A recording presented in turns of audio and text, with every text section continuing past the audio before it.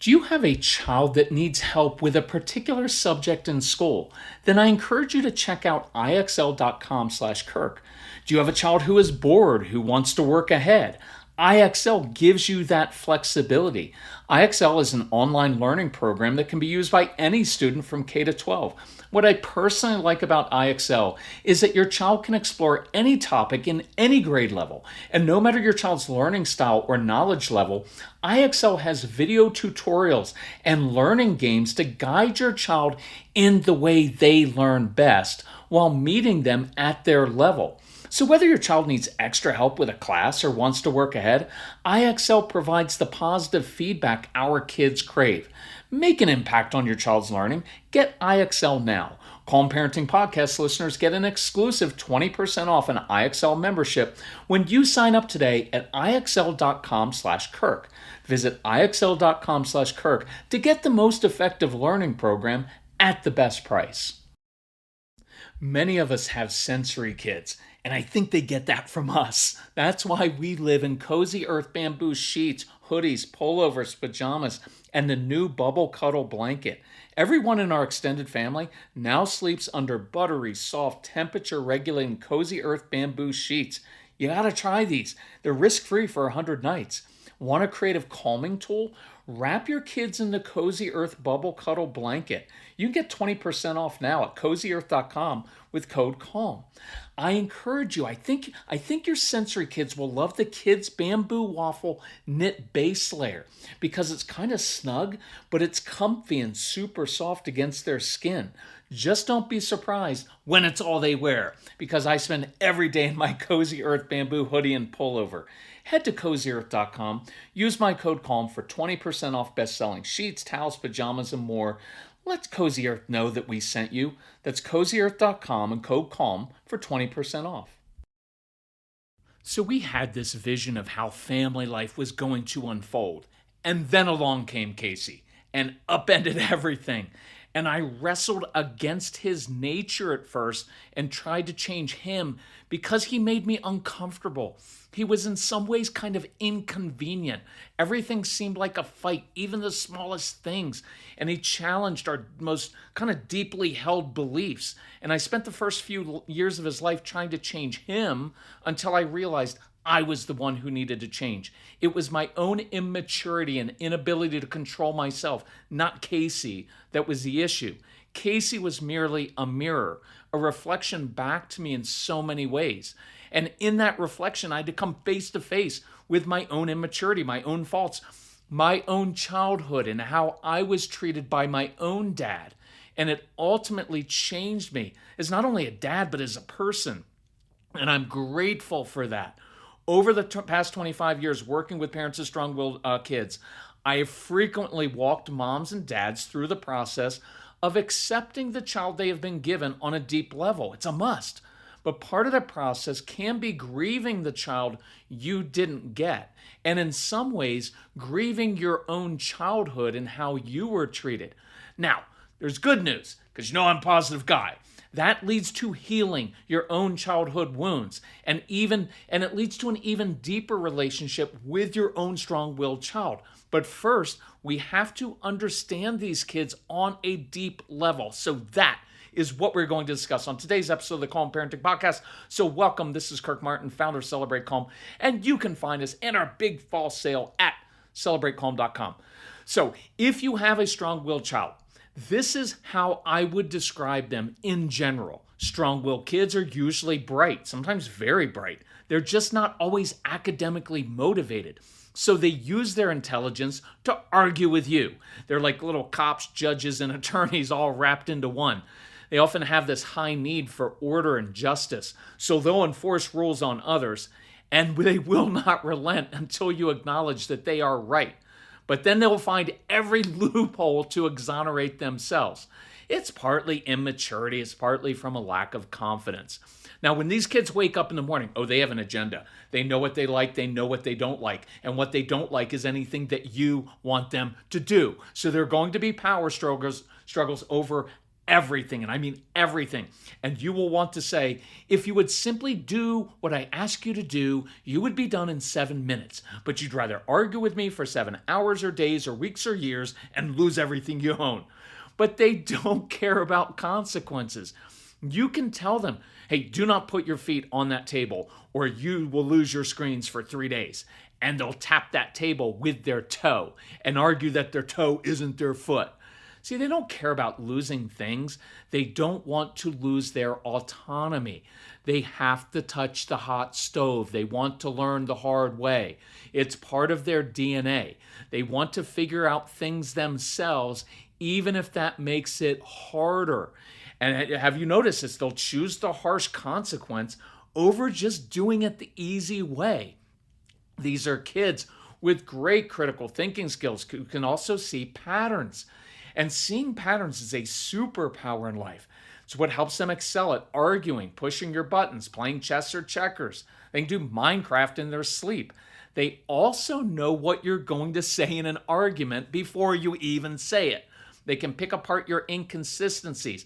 Little white lies don't work with them. They've probably been using reverse psychology on you for years. These are kids that crave brain stimulation and intensity. They're often observers, and they have good insight into human nature. It's often why they make kind of hilarious but really inappropriate comments about relatives during the holidays. So they're experts at knowing how to push each member of the family's buttons in different ways to get a reaction. See, with little effort, they can provoke a sibling, which provokes you, which then provokes your spouse. And just by saying a couple words or looking at their sister, this child can get 3 other people in the home riled up and wrapped around their finger. And this child will often consume 80% of your family's energy during childhood. Know that that's pretty normal. This strong-willed child is probably not living up to your expectations.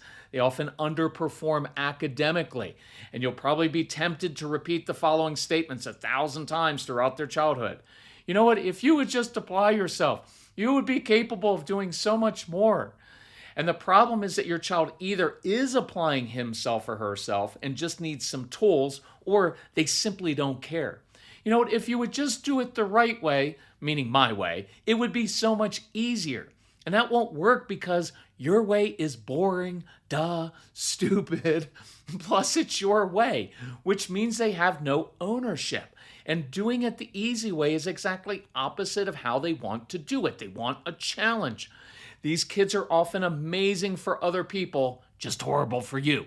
When your neighbors bring your child home, they always say like, "Oh, your daughter is such a delight to be with. She's so helpful and eager to please." And you're like, seriously? You mean that girl standing right there? But this is a really good trait in the long run, so chill with that. I'm not saying any of this is right or wrong. It just is. It just is the way they are. And you can fight that where you can accept that's the way they are and try to influence them in ways that are meaningful for your child.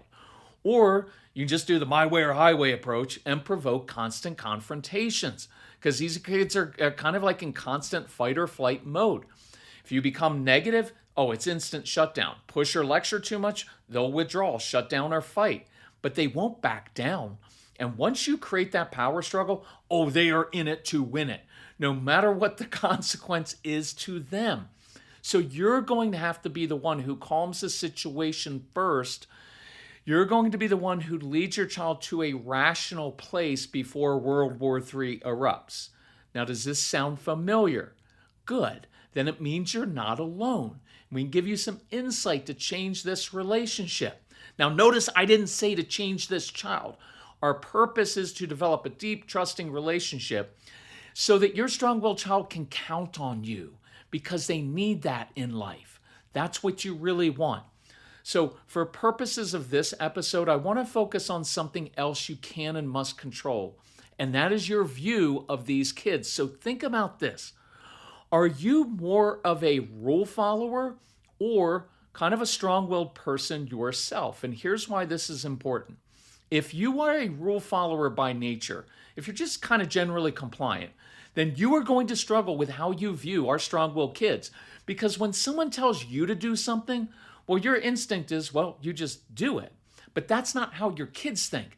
They'll reflexively say no. They'll reject what you say first. Strong-willed kids will often ask why, because they're looking for context and they want to figure out a different way to do things.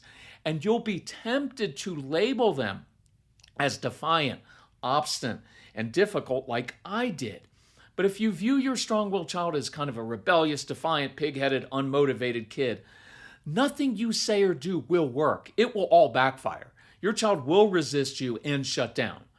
And if you or your spouse adopt that my way or the highway approach, you will have endless power struggles, your relationship will be broken, and your child will probably turn into an angry teenager and young adult with no one he or she can trust. But I can also promise that once you understand your strong-willed child's brain and heart, it will change you and your child in ways you cannot imagine. So just begin with one simple step. Even say this out loud if you want, even to yourself. I respect the fact that you are different than me. That's really hard for some of you. It's hard for me. I respect the fact that you are different than me. If you want to go a step deeper, think about this. Some of you inside kind of have that strong-willed impulse, but you were shut down by rigid parents who caused you to suppress who you really are. You had no choice but to be this compliant good child because then you were able to receive some measure of acceptance and love from your parents. So you became someone you weren't really naturally, right? You became this compliant good child, but inside you were wrestling with those things. And now you have this child who is perhaps a mini version of yourself, and you were wrestling with it just like your parents did. They were likely immature and shut you down, and you have that same fight going on inside of you. And when you ultimately accept this child as he or she is, in some ways, you will begin to heal some of your childhood hurts and release yourself to be who you are supposed to be. Okay, now what if you are a more strong-willed person yourself? You're going to get triggered by this child for different reasons. So it's 9 p.m. and your child casually says, "Oh, I need my uniform for tomorrow's game." Sound familiar? SKYLIGHT keeps every practice, game, chore, and school activity in one place, so you eliminate those last-minute surprises that upset your kids. SKYLIGHT Calendar syncs seamlessly with all your calendars and visually displays your family's schedule on an HD touchscreen. SKYLIGHT is like having an assistant coach, the good one who always remembers the snacks and is on top of everything. Import a month of your kid's sports schedule in a snap. SKYLIGHT's free mobile app updates instantly, keeping the whole family in the loop. If in 4 months you are not 100% thrilled with your purchase, you can return it for a full refund. No questions asked. Right now, SKYLIGHT is offering our listeners $30 off their 15-inch calendars by going to myskylight.com/parenting. That's myskylight.com/parenting. So go to myskylight.com/parenting.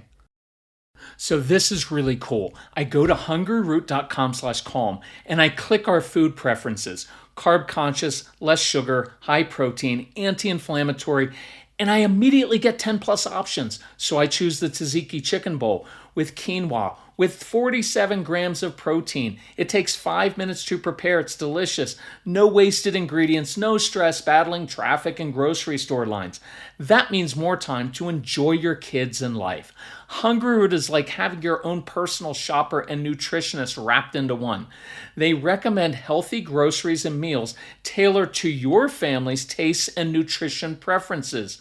Hungry Root is the easiest way to eat healthy. We love Hungry Root. So go to hungryroot.com/calm and use code CALM to get 40% off your first box. Plus, get a free item in every box for life. That's hungryroot.com/calm, code CALM to get 40% off your first box. hungryroot.com/calm, code CALM. So if you're more strong-willed, you probably got in trouble a lot as a kid, and so you don't want your child making the same mistakes you did because you love your child. So you'll probably try to change your child like I did, And it's out of a good heart with good intentions. Like, please, son or daughter, it doesn't have to be this hard. I have walked this path and it brings unnecessary trouble. And the school of hard knocks isn't so fun. But you have to respect your child's path. And we've covered this before. At some point, you have to actively release your child to pursue the path they are meant to travel, not the one you choose for them. So you have to step back and give this child space to learn and figure out things for themselves. But you also have a unique opportunity because you understand how their brains and hearts work. So you can come alongside and support your kids and share your own experiences so they know they're not alone. And this was a really cool thing that happened with Casey where I'd say, hey, you ever think this way about that situation? He's like, yeah, but none of my friends do. I'm like, okay, so here's why we do things like that. And I was teaching him about his nature so he knew there wasn't something wrong with him. But it doesn't really matter if you're more compliant or a rule breaker. At some point, you have to accept this strong-willed child on a deep level. And that means possibly grieving the child you didn't get. So many years ago, we're at this live event in Texas. Oh, by the way, we're going to be in Texas next March for live events. So if you're like in Texas or Oklahoma and you want to host a live event, email Casey about that. We'd love to meet you in person. And we don't travel that much anymore, but our live events are super cool. We get to meet you in person, answer questions, and there's a lot of good energy, and you won't feel alone. So anyway, we're at this event. This mom comes up to us, and so she started describing her child. She said, I've got this really tough daughter. It's like the ones you always describe. She doesn't want to listen or be taught or try anything hard. Everything's a power struggle, even though, mom said she bends over backwards to help her daughter.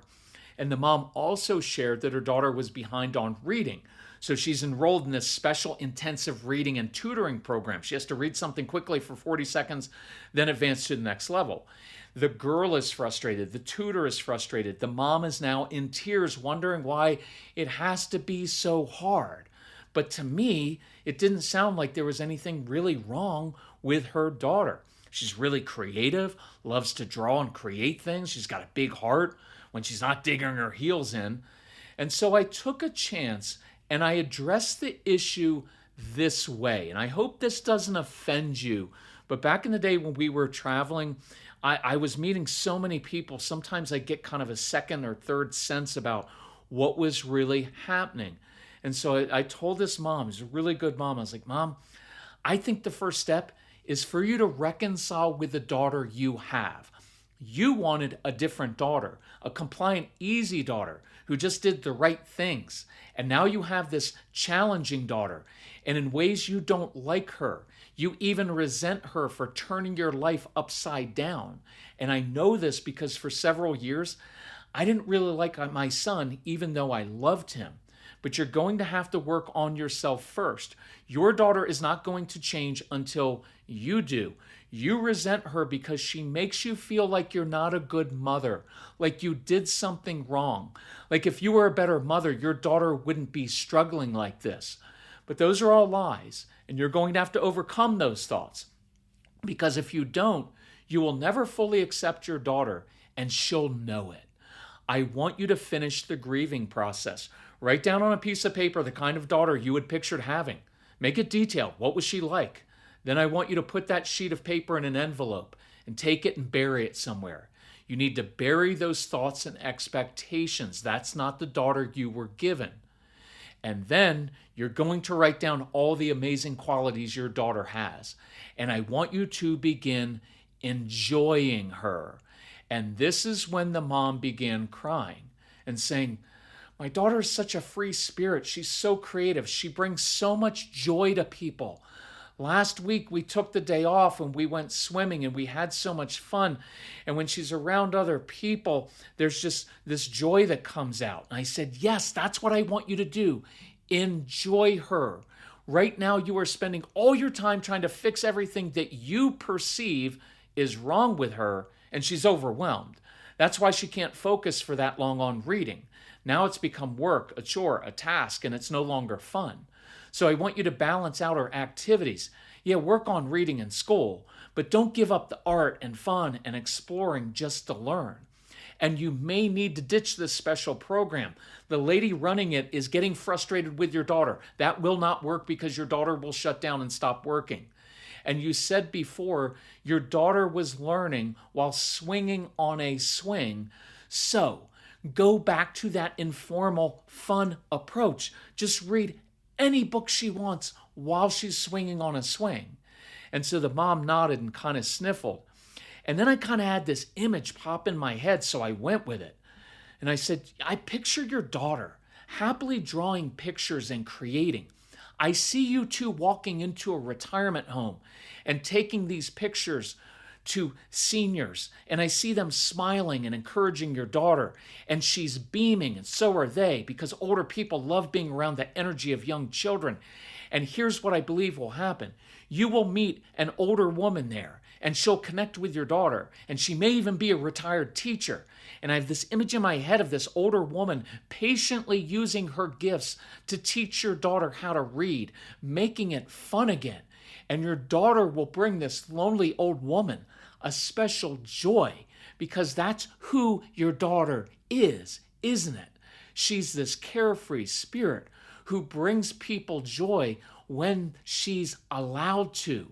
But she's been boxed into these expectations compared to her siblings and peers, judged by grandparents, and everyone has stopped enjoying her in this headlong pursuit to fix her weaknesses.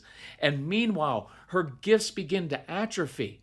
And I think you know inside, I'm also describing what happened to you as a child. Your child parents tried to put you in this neat little box and compared you to your siblings, and you felt stifled and not really loved and accepted unless you acted a certain way. And you've carried that inside you for decades. And now you and your daughter get to be free and healed from that. This is the avenue chosen for you to heal those childhood wounds, for you to blossom into being that person you were meant to be, that you have never been, as you release your daughter to be the person she's meant to be. And my vision for you is that you two will form this incredibly close bond. This daughter is the very gift you needed. You didn't need a compliant child, because there are knots inside of you that have twisted you about, and this little girl is going to liberate you from your rigidity, from your false expectations of yourself, of kids, of other people. I can sense this rigidity because I had it as well. And when I finally just relented and began enjoying my son, it changed me. He changed the way I viewed myself, the way I view others. He opened up a whole new world to me. And I believe your daughter is a gift who will actually do the same for you as you do that for her. I know that's heavy because I had to fight back tears the whole time I was saying that. But this is happening all the time. We were out hiking the other day, and I'm meeting more and more often. I'm meeting people on the trails who listen to the podcast, know us. And I ran into this nice couple. They said I could use their name, Chris and Heather. Shout out to you guys. And they said, we bought your programs and we started working through them. And our intention was to change our two strong-willed kids. But what ended up happening was we realized it was all about us. And we began to heal ourselves inside. And we ended up becoming closer as a couple because of it. And they said what we realized was most of the issues that we thought we had with our kids, they just began going away because they weren't really kid issues. They were things inside of us that had left us feeling trapped. And so your programs, when we go through them now, it's like we focus more on how we can change. And it's very, very liberating versus thinking, oh, we have to do all this work on our kids. It's on ourselves. So kudos to you all. Look, there's so many of you I'm meeting and I hear from you. And it's like, yeah, I'm healing these childhood wounds. And so if this resonates with you, then I encourage you, enjoy your kids. in some ways, you'll begin to be able to enjoy yourself as you are. So much respect for you all. Love you all. This is hard, hard work, and you're doing it. And I love that about you. So if we can help in any way, if you need help financially with any of our programs and resources, reach out to Casey. Don't be shy about that. People are always like, well, I'm embarrassed to ask for help. Why? Why are you not worthy of being helped? Why do you walk around? Sorry, I'm being a little tough on you. This wasn't planned. You'll walk around and you will help everybody else. You will lay down your life. You will do sacrifice for everybody else. But when it comes to you, why do you apologize for asking for help? Don't apologize. Now, if you write in and you apologize, we'll be gracious and we'll be kind to you. But I want you to practice not apologizing for asking for help for things. We all need help. But anyway, and then some of you, you've got so much money, you should just buy double programs and donate it to someone else. But you know what I'm saying? Okay. You know what just happened, by the way? That was really heavy to me. And so there's vulnerability there. And I was really choking back the tears, and I'm a guy, and that's kind of hard. So guess what I went to? My old pattern, which is a little bit of humor there. And then at the end, I was being tough, especially on the moms of like, do everything for everybody else, but nothing for yourself. And so that was uncomfortable. So what did I do? I went to a little bit of humor. That's still a childhood thing I'm working on. So one day I'm just going to lay into you and I'm not even going to use any humor on it. And then I'll end really awkwardly like I am now. Okay, love you all. We'll talk to you next time. Bye-bye.